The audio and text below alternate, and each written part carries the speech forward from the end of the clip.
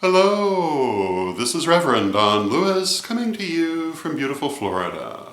And today our question comes to us from Sir Angela Munn, Corellian Archpriestess and Knight of Orpheus. And Sir Angela has this question. She says that people have been coming to her asking about the Christian figure of the Virgin Mary as a goddess. And she further asks, was Mary originally a goddess, later replaced by a Christian saint? And the answer that I would make to this may not be the answer that some others would make, but you're asking me, so you're getting my opinion on the matter. And starting with the first question of the Virgin Mary as a goddess, well, yes, obviously, she is a goddess. By all the standards that are used to assess any other religion in the world, she meets all the criteria of a goddess. But Christians want to think of themselves as monotheists, and so they play semantic games with their various deities. I don't think there's any branch of Christianity, certainly not the major or the historical branches of Christianity, that doesn't have more than one deity, but they use different words to describe them. But if they were talking about any other religion on earth, they'd be calling them deities. And the Virgin Mary, for most Christians, is one of these. She is treated like a deity, she is approached like a deity, she works like a deity, therefore she is a deity, from a pagan point of view. Now, they would see it differently, but you're not asking them, you're asking me. And as a pagan, my criteria are pagan teachings, not the teachings of other religions. So when I look at their religion, I look at it in the same way that they look at ours, through my own lens, just as they use their own lens. And when we are speaking of deities using the English language, she meets all the criteria. Now, you might say, but she was a mortal woman who became a divine figure. Well, the world's religions are full of these. There are all kinds of figures in world mythology who began as mortal people and became deities in certain religions. More so in some religions than others. Traditional Chinese religion is very big on that, but you also see it in other places. And there's nothing really unusual about that idea. So you could certainly call her a goddess, and is it suitable for pagans to approach her in that way? Well, my attitude has always been that we are a religion of our own. We are not a symbiote of Judeo-Christianity, and that we should treat it as we would treat any other religion. And as Corellians, at least, that is a particular way of looking at it. And we do not have a special relationship with them.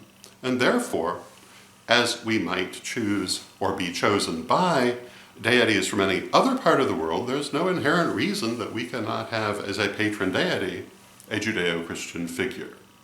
Now, it has to be understood that in that context, they are a deity like any other pagan deity.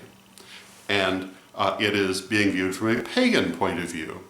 But she's certainly a perfectly fine example of a goddess, and in my opinion, no different than any other goddess. And I've known lots of pagans who in fact had her as their personal goddess. So I have no problem with it. I think it's lovely. She is a symbol of maternity and love and compassion. Strikingly similar, for example, to Kuan Yin, and why not? Perfectly good goddess. Now the second question, was the Virgin Mary a particular goddess who was morphed into the Christian figure? And the answer to that, in my opinion, is no. I don't think there was any one goddess that gave rise to this figure. I think there were many. Certainly Isis contributed heavily to the image of Mary. Isis nursing her son Horus, Mary nursing her son Jesus, Isis as the devoted wife and mother, Mary as the devoted mother, the dying and resurrected husband, the dying and resurrected son. They're very close. But there were also many others. And I think that Mary filled the role of many mother goddesses, just as Isis had filled the role of many other mother goddesses that she absorbed over time. A good example of this is that the Virgin of Guadalupe is generally agreed to be the Aztec goddess Tonantzin with a Christian gloss. And I think that that's an example of where Mary has been identified with a specific goddess, but it's not just one, it's many. And this is typical for the development of religions over the course of thousands of years. Deities are identified with one another all the time. Now, some of the smaller branches, some of the more recent branches of Christianity, do not look at Mary that way, but they also haven't been there that long, and who knows what they will be like in the future. But none of them have just a single god, as they like to claim, if you're using the term God or deity in the way that you would use it for any other religion. So, those would be my thoughts on the matter. I hope you find them helpful, and until next time, may you blessed be. Fellowship of Isis. Founded at the spring equinox of 1576 Pisces, AD 1976, the Fellowship of Isis is the largest goddess-centered organization in the Western world. Fellowship of Isis members come from many religions, but they share a common reverence for and love of the feminine aspect of deity. The Fellowship was founded by the Most Reverend, the Honorable Olivia Robertson, and her brother and sister-in-law, the late Baron and Baroness Robertson of Strathlock. It is headquartered in the family's ancestral home, Huntington Castle, in Clonagall, Ireland. Many of the leadership of the Crellian tradition are also members of the Fellowship of Isis.